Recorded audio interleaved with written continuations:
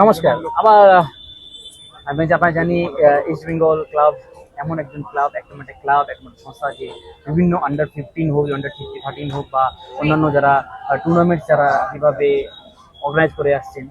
ঠিক আজকে চলছে ফাইনাল খেলা কাঞ্চনজঙ্ঘা মাঠে। তো আমরা আরেক স্যারকে পেয়েছি। স্যার, আপনার একটু নামটা বলবেন একটু? রূপক সাহা।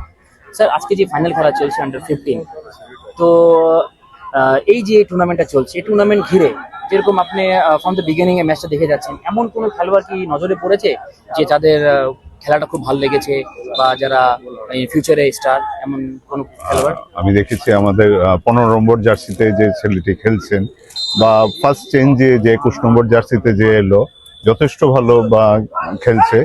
এবং নিশ্চয়ই আমাদের যারা রিক্রুটাররা রয়েছেন, যারা উত্তরবঙ্গকে দেখভাল করেন, নজর রাখেন, তারা নিশ্চয়ই আরো অনেক খেলোয়াড়কে দেখেছে। আমি 10 নম্বরও যথেষ্ট পরিশ্রম করে খেলছে। আমরা আশাবাদী যে এই টুর্নামেন্ট থেকে আমরা অনেক প্রতিভাবান খেলোয়াড়দের খুঁজে পাবো। শুধু ইস্ট বেঙ্গলের প্লেয়ার না, আমি তো হয়তো আজকের খেলাটা দেখছি, অন্যান্য খেলাগুলো যেগুলো হয়েছে লিগ গ্রুপ মানে বা গ্রুপের সময়, সেখানেও নিশ্চয়ই অনেক প্রতিভাবান খেলোয়াড়রা খেলেছে। আমাদের রিক্রুটাররা শুরু থেকেই এখানে ছিল, যারা নজর রেখেছে, এবং আমরা কোয়াইট শিওর যে অনেক উপযুক্ত বা ভালো খেলোয়াড় সন্ধান আমরা পাবো, এবং তাদেরকে নিয়ে নিশ্চয়ই আমরা ভবিষ্যতে স্বপ্ন দেখব।